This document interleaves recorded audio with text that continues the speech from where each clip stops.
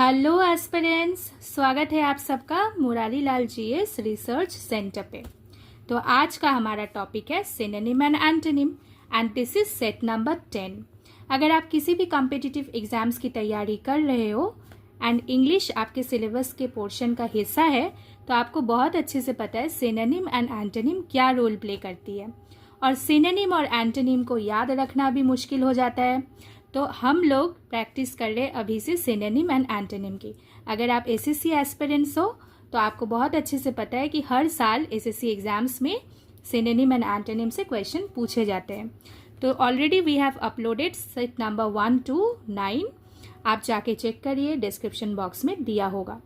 And we have also parallelly started our lessons on idioms.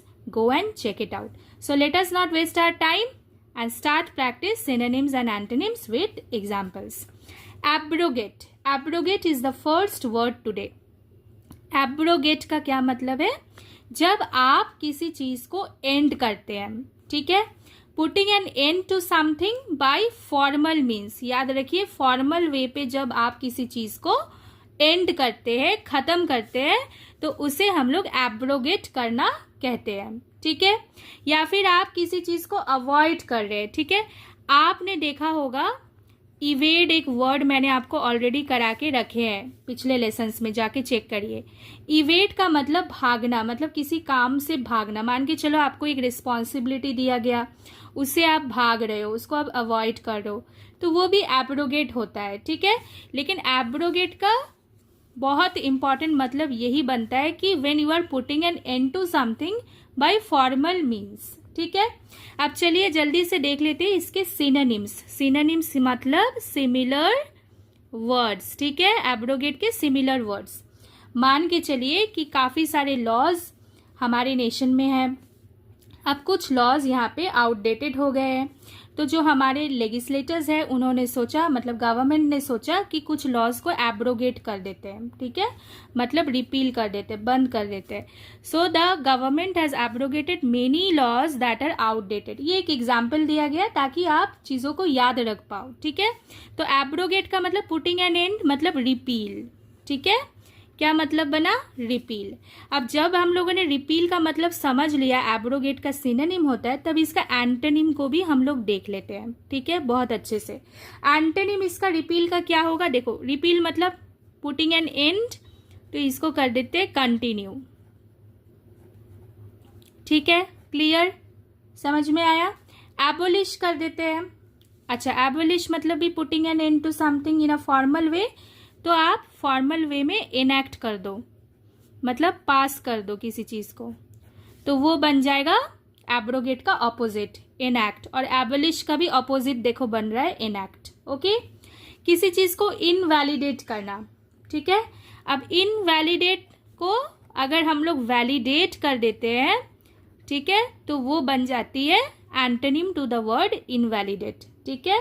And invalidate is the synonym to the word abrogate, और validate is the antonym to the word abrogate. I hope this is clear to you all. अगर आपको clarity मिल रही है, अगर आप अच्छे से मेरे साथ प्रैक्टिस कर रहे हैं सिनोनिम एंड एंटोनिम के, तो नए हैं तो चैनल को ज़रूर सब्सक्राइब करिए। वीडियो अच्छा लगे, लेसन आपको समझ में आए तो एक लाइक और एक कमेंट ज़रूर करें। Next, our next word is banish. Banish, banish मतलब देखो, to compel to leave away. आप किसी को मतलब फोर्स कर रहे कि यहाँ से चले जाओ, और to get rid of something, तो उसको भी हम लोग बैनिश कहते हैं।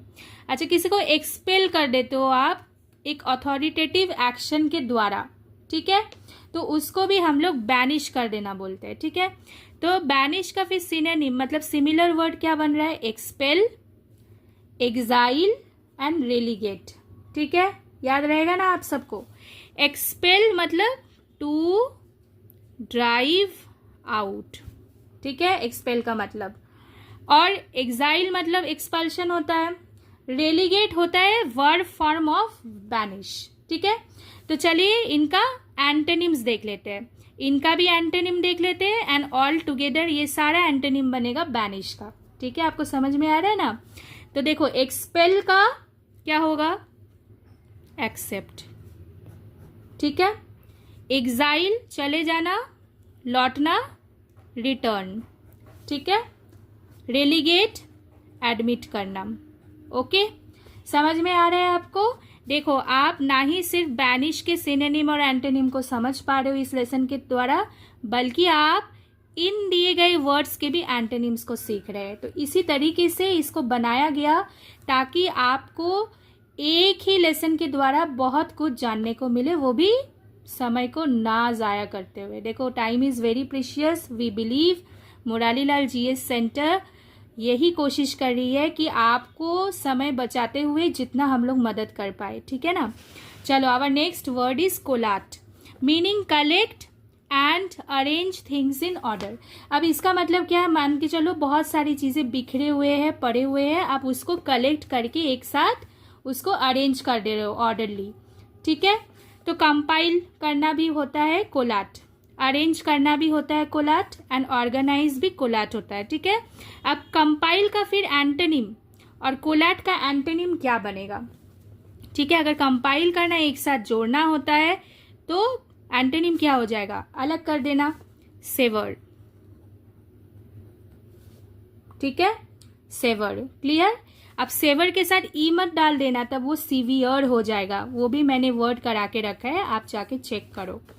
अच्छा, अब अरेंज है, ठीक है, अरेंज से सेपरेट कर दो, ठीक है। ऑर्गेनाइज आप किए हो तो डिसइंटीग्रेट कर दो, ओके। तो ये सारे बन जाते हैं कोलाट के एंटोनिम। क्लियर? मतलब ऑपोजिट वर्ड्स। समझ में आ रहा है ना आपको? समझ में आ रहा है तो लाइक करो, मैम को भी मोटिवेट करो, एंड कमेंट करके बताओ समझ में आ रहा है कि नहीं आ रहा है, ठीक है। Next word is decipher. This is important word. देखो, इस वर्ड को समझो, ठीक है ना। मान के चलो आपको कुछ पढ़ने को दिया गया है, रीडिंग करने को दिया गया है, आप उसको समझ नहीं पा रहे हो।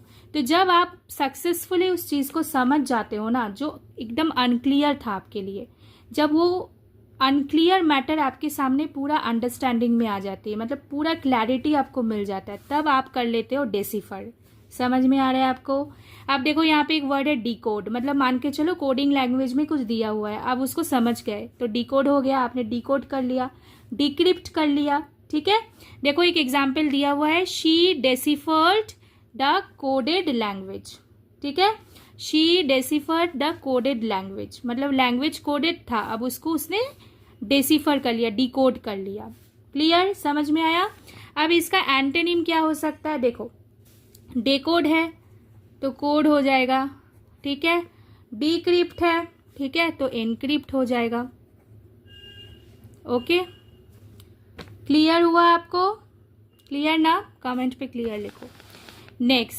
नेक्स्ट वर्ड पे जाने से पहले मैं कहना चाहूँगी, हम लोग ऑलरेडी CGL के लिए सर जनरल अवेयरनेस आपको करा रहे हैं, जाके चेकआउट करिए। अगर आप RRB NTPC की तैयारी कर रहे हैं तो उसके लिए भी यहाँ पे काफ़ी सारे अपलोडेड वीडियोज़ है, तो जाके देखिए, ठीक है। मैथ्स के ऊपर लेसन्स दिए गए हैं, go and check it out. Next word is engross.